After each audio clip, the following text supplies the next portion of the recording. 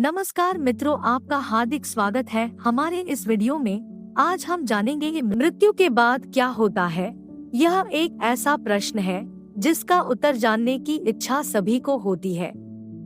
सभी अपने अपने तरीके से इसका उत्तर भी देते हैं।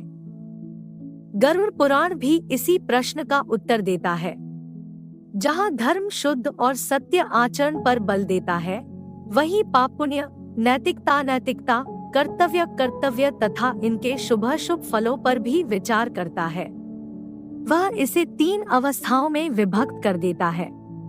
प्रथम अवस्था में मानव को समस्त अच्छे बुरे कर्मों का फल इसी जीवन में प्राप्त होता है। दूसरी अवस्था में मृत्यु के उपरांत मनुष्य विभिन्न 84 लाख योनियों में से किसी एक में अपने कर्मानुसार जन्म लेता है। तीसरी अवस्था में वह अपने कर्मों के अनुसार स्वर्ग या नरक में जाता है। गरुड़ पुराण अनुसार स्वर्ग और नरक की व्याख्या। हिंदू धर्म के शास्त्रों में उपर्युक्त 3 प्रकार की अवस्थाओं का खुलकर विवेचन हुआ है। जिस प्रकार 84 लाख योनियां हैं, उसी प्रकार 84 लाख नरक भी हैं, जिन्हें मनुष्य अपने कर्मफल के रूप में भोगता है। गरुड़ पुराण ने इसी स्वर्गनरक वाली व्यवस्था को चुनकर उसका विस्तार से वर्णन किया है। इसी कारण भयभीत व्यक्ति अधिक दान पुण्य करने की ओर प्रवृत्त होता है। गरुड़ पुराण की नरक यातना। प्रेत कल्प में कहा गया है कि नरक में जाने के पश्चात प्राणी प्रेत बनकर अपने परिजनों और संबंधियों को अनेकानेक कष्टों से प्रताड़ित करता रहता है। वह पराई स्त्री और पराये धन पर दृष्टि गड़ाए व्यक्ति को भारी कष्ट पहुंचाता है। जो व्यक्ति दूसरों की संपत्ति हड़प कर जाता है, मित्र से द्रोह करता है, विश्वासघात करता है, ब्राह्मण अथवा मंदिर की संपत्ति का हरण करता है, स्त्रियों और बच्चों का संग्रहित धन छीन लेता है, पराई स्त्री से व्यभिचार करता है, निर्बल को सताता है, ईश्वर में विश्वास नहीं करता, कन्या का विक्रय करता है, माता, बहन, पुत्री, पुत्र, स्त्री, पुत्रवधू आदि के निर्दोष होने पर भी उनका त्याग कर देता है, ऐसा व्यक्ति प्रेत योनि में अवश्य जाता है। उसे अनेकानेक नारकीय कष्ट भोगना पड़ता है। उसकी कभी मुक्ति नहीं होती। ऐसे व्यक्ति को जीते जी अनेक रोग और कष्ट घेर लेते हैं। व्यापार में हानि, गर्भनाश, गृह कलह, ज्वर, कृषि की हानि, संतान मृत्यु आदि से वह दुखी होता रहता है।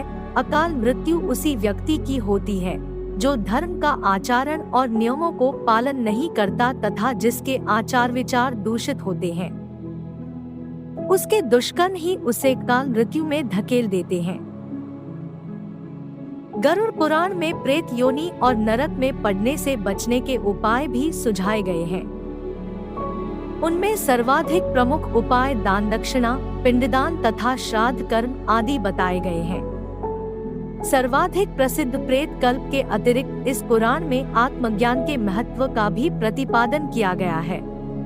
परमात्मा का ध्यान ही आत्मज्ञान का सबसे सरल उपाय है। उसे अपने मन और इंद्रियों पर संयम रखना परम आवश्यक है। इस प्रकार कर्मकांड पर सर्वाधिक बल देने के उपरांत गरुड़ पुराण में ज्ञानी और सत्यव्रती व्यक्ति को बिना कर्मकांड किए भी सद्गति प्राप्त कर परलोक में उच्च स्थान प्राप्त करने की विधि बताई गई है। नरक का स्थान।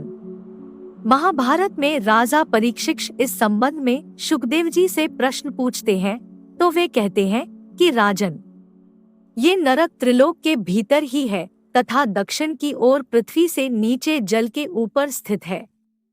उस लोक में सूर्य के पुत्र पितृराज भगवान यम है। वे अपने सेवकों के सहित रहते हैं तथा भगवान की आज्ञा का उल्लंघन न करते हुए अपने दूतों द्वारा वहां लाए हुए मृत प्राणियों को उनके दुष्कर्मों के अनुसार पाप का फल दंड देते हैं।